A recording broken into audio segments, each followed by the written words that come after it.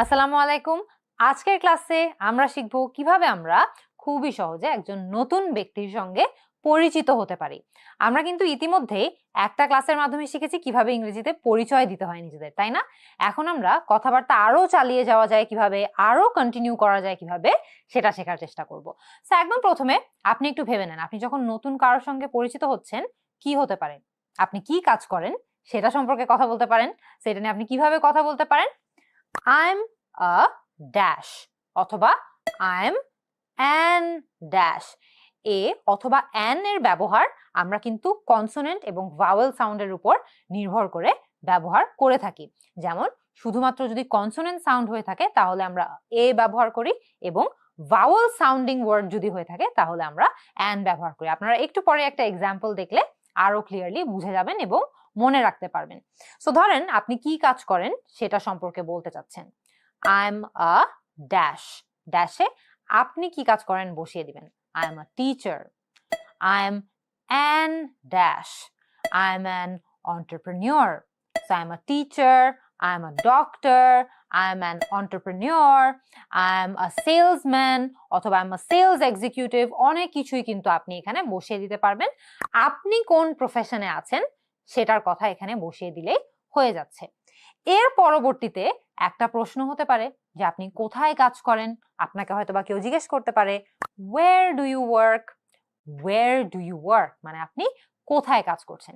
এই প্রশ্নের জবাবটা আপনি চেষ্টা করবেন দুভাগে দিতে।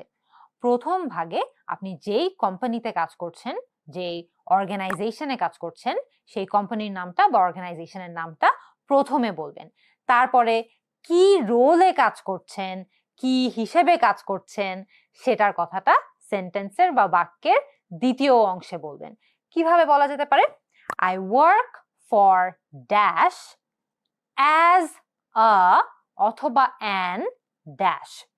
I work for 10-minute school as a sales executive।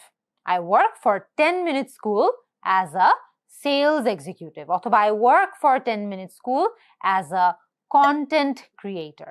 So খেয়াল করে দেখবেন প্রথম যেই ব্ল্যাঙ্কটা আছে বা যেই খালি অংশটুকু আছে সেই ব্ল্যাঙ্কটাতে আপনি আপনার কোম্পানির নামটা, যেই কোম্পানির জন্য কাজ করছেন সেই কোম্পানির নামটা বসিয়ে দিবেন। দ্বিতীয় যে ব্ল্যাঙ্কটা আছে সেখানে আপনি কি রোলে কাজ করছেন, কি হিসেবে কাজ করছেন সেই ইনফরমেশনটা বসিয়ে দিবেন। এরপরে কিন্তু কথাবার্তা আরো চালিয়ে যাওয়া সম্ভব। ধরেন আপনাকে কেউ জিজ্ঞেস করলো where do you live মানে আপনি কোথায় থাকেন। সো এই প্রশ্নের জবাবটা দেওয়ার সময় আমাদের একটা জিনিস একটু কেয়ারফুলি মনে রাখতে হবে। খেয়াল করে দেখবেন আমরা বলতে পারি I live at dash in dash। এখানে at এর পরে আপনি আপনার এলাকার নামটা বলে দিতে পারবেন এবং ইনের পরে আপনার শহরের নামটা বলে দিতে পারবেন। তো এখানে আমাদের যেটা মনে রাখতে হবে, ছোট যেই জায়গাটা আছে তার আগে আমরা at বসাবো, তার থেকে বড় যেই জায়গাটা আছে তার আগে আমরা in বসাবো।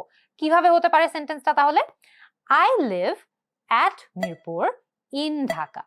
I live at Mirpur in Dhaka. So Mirpur Dhaka থেকে ছোট, মিরপুর ঢাকার একটি অংশ। সো আমরা মিরপুরের আগে at বসিয়ে দিয়েছি, ঢাকার আগে in বসিয়ে দিয়েছি। সো সিম্পলি আপনি যেখানে থাকেন সেই জায়গার তথ্যটি এখানে বসিয়ে দিতে পারবেন। এরপরে ধরেন আরো কিন্তু অনেকভাবে কথা আগানো সম্ভব। আপনি কথা বলতে পারেন আপনার কি কি কাজ করতে খুব পছন্দ সেই জিনিসগুলো নিয়ে। কিভাবে বলতে পারেন? I like to dash। I like to dash। I like to cook। আমি রান্না করতে খুব পছন্দ করি। I like to read books। আমি বই পড়তে অনেক পছন্দ করি। I like to study। আমি পড়াশোনা করতে অনেক পছন্দ করি। I like to travel। আমি ভ্রমণ করতে খুব পছন্দ করি। I like to paint। আমি আঁকাআঁকি করতে অনেক পছন্দ করি।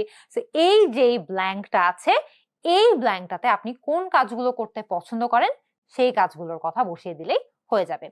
এর উল্টোটা যদি আমরা ভাবি যে আপনার কোন কাজগুলো করতে একদম ভালো লাগে না, I don't like to dash।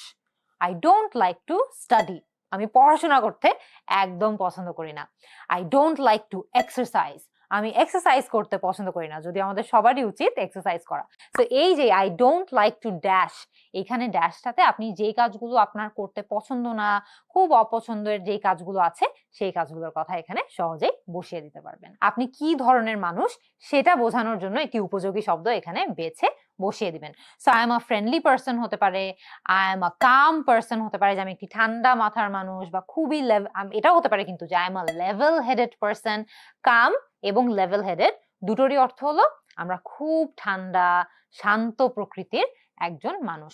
So I am a friendly person, I am a calm person, I am a level headed person, I am an outgoing person, মানে আমি খুবই অনেকজনের সাথে মিশতে, খুব বাহিরে যেতে, অনেকের সাথে মিশতে পছন্দ করি, সেটারই অর্থ হলো outgoing. So I am an outgoing person. যেই শব্দটা আপনার ক্যারেক্টারটাকে বর্ণনা করতে আপনাকে সাহায্য করে সেই শব্দটাই এখানে বসিয়ে দিলে হয়ে যাচ্ছে। এরও পরে কিন্তু কথাবার্তা আরো আগানো সম্ভব। আপনি হয়তোবা আপনার পরিবারের সদস্যদের নিয়ে কথা বলতে পারেন। এখন ধরে নিন আপনি বলতে চান আপনি কাদের সঙ্গে বসবাস করেন বা কাদের সাথে আপনি থাকেন। I live with my dash, I live with my family, আমি আমার ফ্যামিলির সাথে থাকি। I live with my parents, আমি আমার বাবা মার সাথে থাকি। I live with my cousins, আমি আমার কাজিনসদের সাথে থাকি। I live with my friends, আমি আমার বন্ধু বান্ধবদের সঙ্গে থাকি। সো আপনি যাদের সাথে থাকেন তাদের কথা এখানে বসিয়ে দিলেই হয়ে যাচ্ছে। এরপরে কথাবার্তা আরো এগিয়ে নেওয়ার জন্য আপনি কিন্তু আরেকটা খুব ইন্টারেস্টিং বিষয় নিয়ে কথা বলতে পারেন। আপনি বলতে পারেন আপনার প্রিয় যেই রং সেটা নিয়ে কথাবার্তা। সো আমরা এটা কিভাবে বলতে পারি?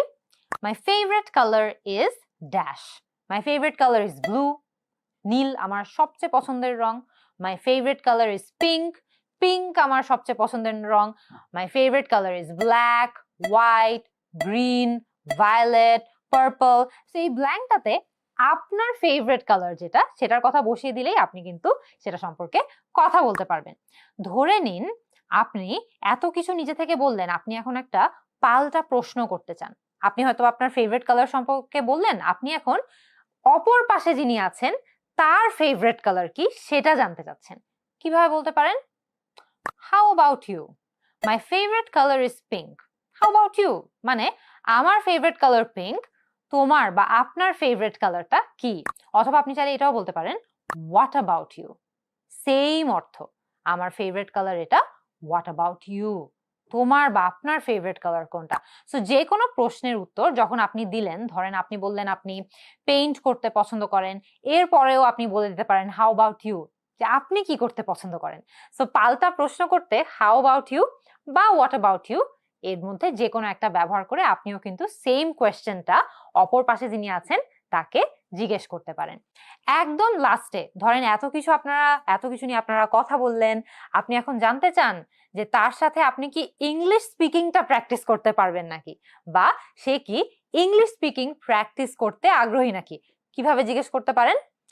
Can we practice English speaking together, can we practice English speaking together, মানে আমরা কি একসাথে ইংরেজিতে কথাবার্তা বলা প্র্যাকটিস করতে পারি নাকি। এর জবাবে সে হয়তোবা বলতে পারে ইয়েস অফ কোর্স, হ্যাঁ অবশ্যই, ইয়েস ওয়াই নট, মানে হ্যাঁ কেন না, অথবা সে এটাও বলতে পারে অ্যাবসলিউটলি, মানে অবশ্যই আমরা ইংরেজিতে কথা বলা প্র্যাকটিস করতে পারি। আশা করি আজকের এই ক্লাসের মাধ্যমে আপনারা খুবই সহজে কিভাবে একজন অপরিচিত ব্যক্তির সাথে পরিচয় হওয়ার পরে কথাবার্তা অনেকক্ষণ ধরে চালিয়ে যাওয়া সম্ভব সেটা শিখতে পেরেছেন। আগামী ক্লাসে আপনাদের সাথে আবারও দেখা হবে।